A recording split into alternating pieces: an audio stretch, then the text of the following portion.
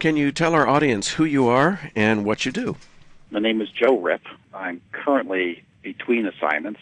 I've just sold my last company, the Dendrite Corporation, where I was the president and chief operating officer.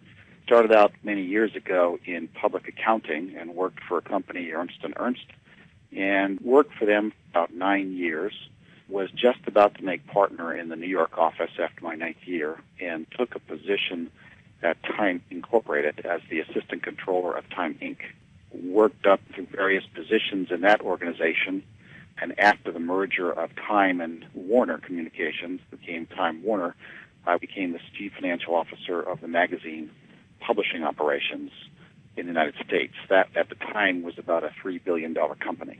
Later on, after the merger of America Online and Time Warner, I became the chief financial officer of America Online, worked at AOL for about 4 or 5 years, then transferred back to Time Warner to work with them on the potential sale of AOL.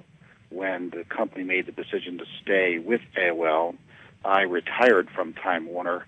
I accepted a position at a company called Dendrite International. It was a small company in the pharmaceutical space. They provided pharmaceutical services. It was about $450 million of revenues. It was a public company, operated in 50 countries, and had about 4,000 employees around the world. I thought it would actually be pretty fun to work in a smaller company with a series of complex problems because of the geographic dispersion and being in an entirely new industry that I've been used to, and took that job with the hope of building the company up and creating real value for the shareholders. So you looked at these issues that you had in front of you, and you decided to bring John Corr in to help. How did you happen to meet John Corr in the first place? Had you worked together before? We worked together with John Corr at America Online Europe.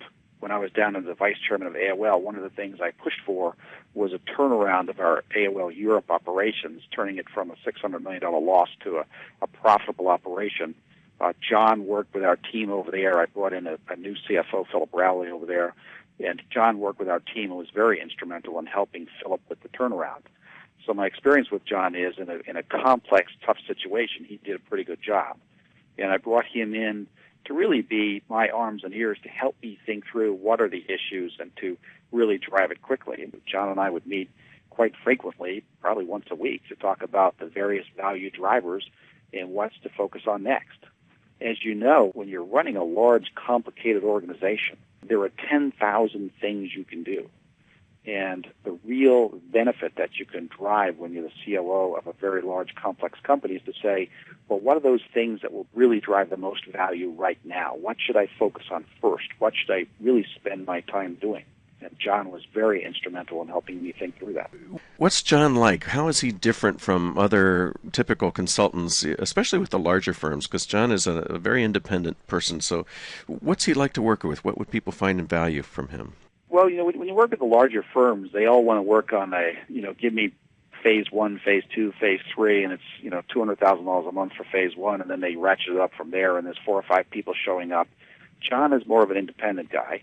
He can bring other resources to bear when he needs them, and he did bring other people to the table when we needed extra help on certain projects. But working with John is really working one-on-one with someone helping you think through a problem. One of the most notable is, he's got a very wonderful Irish humor that he brings to the table, so you'll laugh a lot as well as think through complicated problems. And his value is in that he's not a large organization. He's not looking for the $2 million project, and that's the only way I'll work with you, as many of the other firms tend to do. And you can really focus them on particular issues or particular problems in your organization. So is he willing to tell the emperor he's got no clothes? He tells the emperor he's got no clothes all the time. And if you're not the kind of COO who appreciates that, you probably shouldn't hire John Corr. But if you're the kind of person who wants to know where you're naked or wants to know what your problems are, then he's the perfect guy to have because he'll tell you every time.